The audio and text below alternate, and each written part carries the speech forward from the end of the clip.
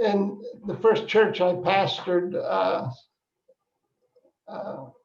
whenever we had a meeting for business and someone would share an idea, something the rest of us might do, there was this one guy who'd stand up and always say, "Let me tell you why that won't work." Sometimes, just to mix things up, he'd say, "Let me play the devil's advocate and tell us why something was a bad idea." I thought it odd at the time, and still do, that anyone in the church would want to be a devil's advocate, but it was a role he seemed to enjoy. At first, I tried to take him very seriously and listen carefully to his concerns, but after a while it occurred to me that his pessimism was his way of exerting power over the rest of the meeting, that it kind of acted as an off switch, preventing us from doing anything helpful. The problem was finally solved at one of our business meetings when he stood and asked, "Do you want to know what I think?" And the clerk of the meeting looked at him and said, "Not particularly." It was about the finest piece of clerking I had ever seen. And I think about it every time I see pessimism rear its ugly head. A few weeks ago, we watched a TED Talk about the Harvard study of adult development that revealed the key to a good life was good relationships. Not money, not fame, not success in business, but good relationships. So we've been thinking about the characteristics of good relationships.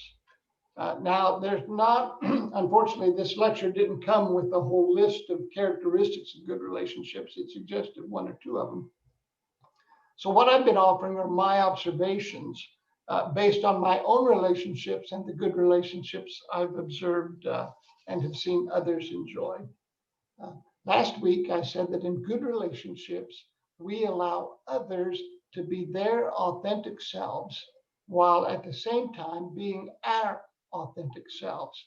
And if someone's authentic self is repulsive to us, that's a good clue we might not want to be in a relationship with them. This doesn't mean we wish them ill. We still want the very best for them, but we choose not to be in relationship with them. This week, I want to suggest another characteristic of good relationships, and this is the quality of optimism or aspiration. Good relationships, I have noticed, tend to be positive, optimistic, and aspirational. The relationship is not burdened by cynicism, pessimism, or apathy.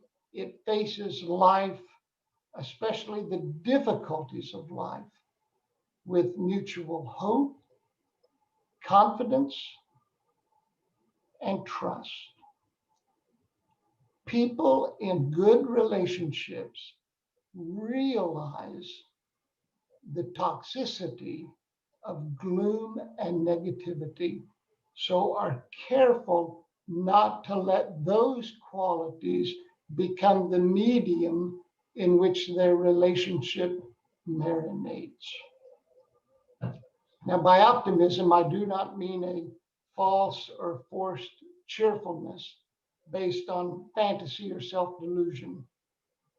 I mean the determination to make your shared life count for something beyond your own comfort, power, or privilege. Optimism is the commitment not only to hope for the best, but to see the best and to work for the best. In comparison, pessimism is a selfish fixation on one's own difficulties, affecting not just your own mood and happiness, but the mood and happiness of others. The reason we don't enjoy being around pessimistic people is because we have noticed that when we are around pessimistic people, uh, it diminishes our own spirits, doesn't it? It saps our lives of joy. And we all know people who've had that effect on us. There's this guy I've known for probably 50 years. I grew up with him. We were in school together. And he's always complaining about how everything sucks, how nothing ever works out for him. Uh, he isn't destitute. He doesn't have leprosy. But you'd think no one on earth had it worse than him. Uh, so there we were at our class reunion several years ago, and I was sitting at a table chatting with some childhood friends, and he came over, sat down at our table, which is fine. It's not the cool table, anyone can sit there. But he began talking about how bad his life was and how nothing ever went right. And by the way, he asked, what's wrong with women today that they don't want to date me? Why don't they want to date me? And one of the women at the table said, because we have enough difficulties in life. Now, let's contrast that attitude about life to the attitude of Amanda Gorman, the United States' first National Youth Poet Laureate, who most of us met for the first time at the inauguration last week. Now, if ever there were someone whose pessimism we could understand, it would be hers. A female, African American, living in a nation that treasures neither females nor African Americans. And yet her poem, The Hill We Climb, was one of the finest tributes to optimism and aspiration I've ever witnessed, especially its last powerful lines. When day comes, we step out of the shade, aflame and unafraid. The new dawn blooms as we free it. For there is always light, if only we're brave enough to see it, if only we're brave enough to be it. So this week, because of the miracle of YouTube, I went online and I learned a little bit more about this amazing young woman. And I learned that she has written other poems rich in confidence and hope. So this morning, to close, I would like to share her lovely poem, The Miracle of Morning, which is Amanda Gorman's reflection on life during a pandemic. John, could you show that for us, please? Hi, I'm Amanda Gorman, and this is my poem, The Miracle of Morning. I thought I'd awaken to a world in mourning, heavy clouds crowding, a society storming, but there's something different on this golden morning, something magical in the sunlight, wide and warming. I see a dad with a stroller taking a jog across the street. A bright-eyed girl chases her dog, a grandma on a porch, fingers her rosaries. She grins as her young neighbor brings her groceries while we might feel small, separate, and all alone.